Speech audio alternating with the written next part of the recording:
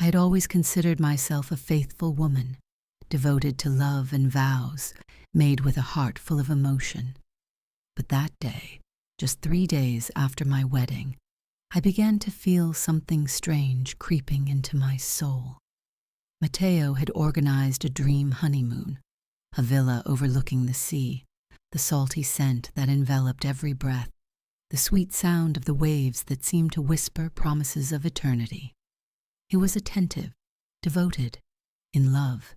There was pure, burning desire in his eyes. Yet inside me a shadow moved, a dark tremor that I couldn't ignore, like a wave that rises silently before crashing. Something inside me was changing. That evening, the dinner that Matteo had organized was perfect. The restaurant, elegant and refined, overlooked the port, with soft lights that reflected in the glass of red wine, while a sweet melody enveloped the atmosphere in a warm and sensual embrace. But none of this really caught my attention. It was one look, just one, that shook my world. The waiter who welcomed us had a magnetic presence, with green eyes full of mystery, and a smile that seemed to hide forbidden promises. Every time those eyes rested on me, a shiver ran through my skin, a shiver that I couldn't control. I tried to concentrate on Matteo, on his words full of enthusiasm, but the heat of that gaze caressed my skin like a boiling breath. When Matteo left for a few minutes, I found myself driven by an irrepressible impulse. Without thinking, I got up and headed towards the back of the restaurant. He was there, waiting for me, as if he knew I was coming. His voice was deep, enveloping, and every word seemed to touch my skin, insinuate itself into my thoughts with a dangerous intensity. His every gesture, every look was an invitation, a seductive game that I couldn't escape. I felt free, alive as never before, as my soft laughter filled the air, as my heart beat with a new, different, exciting rhythm.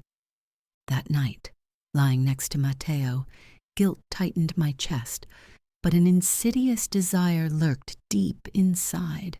Who had I become in just a few hours? In front of the mirror, I observed myself with new eyes, scrutinizing the shadow that moved behind the reflection. Was I still the woman who had said yes a few days earlier, or was something else taking over? The next morning, the day seemed to flow in sweet normality. Matteo, unaware of the turmoil stirring inside me, woke me up with a kiss, enthusiastically announcing the boat trip he had organized. I smiled, nodded, but my mind was elsewhere. When the phone vibrated in my hand, my heartbeat quickened. A message, a few words that burned on the skin like a brand. The proposal was clear, bold, a secret meeting. I didn't have to think too much before answering. I spent the day with Matteo, trying to concentrate on his presence, to enjoy his attentions, but every minute that passed was torment. The anticipation grew. The adrenaline devoured me from the inside. I was no longer in control of myself. When he finally managed to sneak out of the villa, his heart was drumming loudly in his chest. He was waiting for me, in the complicit silence of the night, near an old abandoned lighthouse. The air was warm, the sky dotted with stars. No words were necessary. The closeness was enough, the breath that touched each other, the tension that enveloped us like a hot vice. When our lips met, it was a fire, a kiss full of anticipation, of hunger, of a passion that exploded without any more chains. Every touch was a wave that crashed against my skin, an abandonment without return, a desire that devoured every rational thought. That night, under the stars, everything else ceased to exist. What if this was just the beginning? Write in the comments, leave a like, and subscribe to the channel. Watch until the end. The desire has just begun. The next morning, waking up next to Matteo, I felt guilt wrap around me like an icy grip. He held me close, unaware, loving. Yet my mind was still elsewhere. I couldn't erase Andrea's hands on my body, the taste of his lips, the thrill of that forbidden night. I tried to convince myself that it had been a mistake, a moment of madness destined to fade away. But deep down, I knew the truth. Nothing would ever be the same again. The fire he had lit inside me would not be extinguished easily. I wondered how long I could endure this torment, divided between two worlds, between two men, between two passions. I knew that sooner or later the time would come to choose, but I wasn't ready. Not yet. Matteo looked at me with that kind smile of his, and a wave of guilt overwhelmed me. But I couldn't deny to myself that the thought of Andrea continued to consume me inside. Every moment was pervaded by the anticipation of the next meeting, by the desire to feel him close. In the following days, my life was a succession of conflicting emotions. Matteo did everything to make me happy. Romantic dinners, walks in the most evocative places, thoughtful attention that would make any woman feel special. I smiled. I tried to convince myself that this was my reality, but a restlessness grew inside me that I couldn't suffocate. Every time the phone vibrated, my heart leapt into my throat, waiting for that name on the screen. When a message from Andrea finally arrived, a shiver of excitement ran through my skin. This time he wanted to see me away from the villa, in a special place. I didn't hesitate. I made up an excuse with Matteo, telling him that I wanted to explore the country alone. He seemed to believe me, but I caught a flash of uneasiness in his eyes. Maybe he sensed that something was slipping out of hand. And maybe I knew it too, but it didn't matter. We met in a hidden bay, protected by rocks and silence. Andrea was waiting for me. His gaze was scorching, his smile dangerous. My heart was pounding in my chest. Every fiber of my being told me I shouldn't be there, but the desire was stronger than any common sense. When his hand touched mine, I felt the fire blaze on my skin. There was no longer any escape route. The afternoon passed in a whirlwind of forbidden emotions. Andrea took me away from the world, on a boat that sailed the calm sea.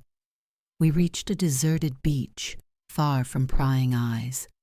When his arms wrapped around me and his lips melded with mine, everything dissolved. My marriage, my past, my fears. I was just a woman who felt alive, wanted, free. His every touch set the skin on fire. Every whisper was an invitation to get lost. And I got lost. When I returned to the villa, Matteo was waiting for me. His face was tense, his eyes searching.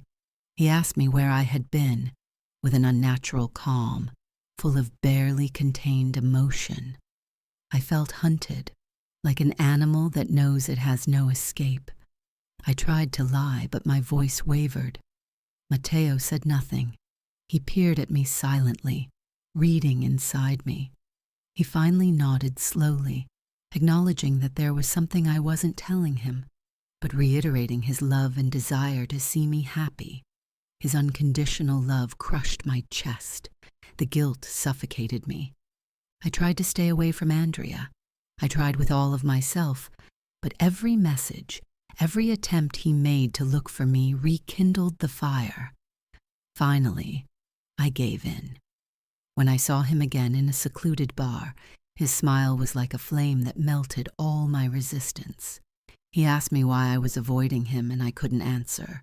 Admitting that I didn't know what I was doing meant accepting that I was now at the mercy of something bigger than myself. Andrea took my hands. His touch was electric, certain of what he wanted, to live without regrets.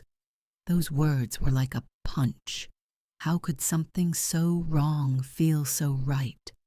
I continued to see him, to hide, to move in that dangerous balance between passion and deception, but I knew that sooner or later something would happen, and it happened.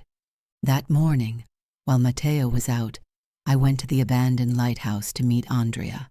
We spoke in a low voice, his hands touching mine.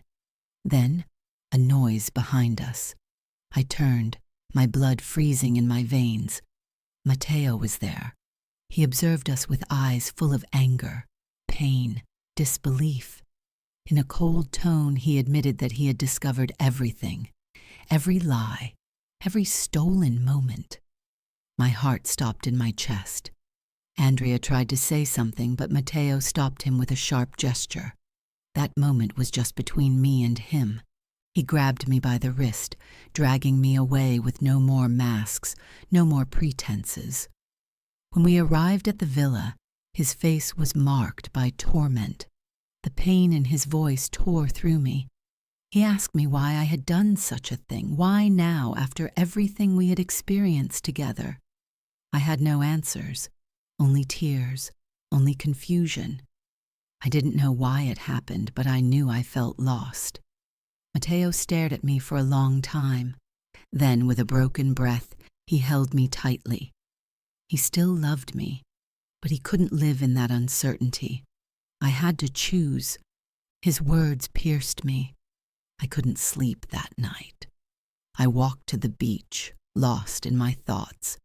I watched the waves crash against the shore, letting myself be enveloped by the knowledge that I could no longer continue to live in this limbo. I picked up the phone and wrote to Andrea. We needed to talk. He arrived within minutes. He held me, tried to kiss me, but I pulled away. I couldn't go on like this anymore. I had to choose, and I had to do it now. The next day I confronted Matteo. I told him everything, without any more filters. He listened in silence, his face impassive, but his eyes full of pain. He didn't know if he could ever forgive me, but he appreciated my sincerity. He needed time. Without another word, he left the villa. I remained alone. Andrea reached me shortly afterwards, took my hand, convinced that I had done the right thing. But I wasn't sure. I just knew I had lost something precious, maybe forever, but also of having gained a new freedom, a new beginning. Now I just had to find out if it would be worth it. And somehow, she would get on with it. If you want to receive new videos of the series, write, "I want the sequel," in the comments. If you liked the video, leave a like and subscribe to the channel to receive a preview of future publications. Thank you.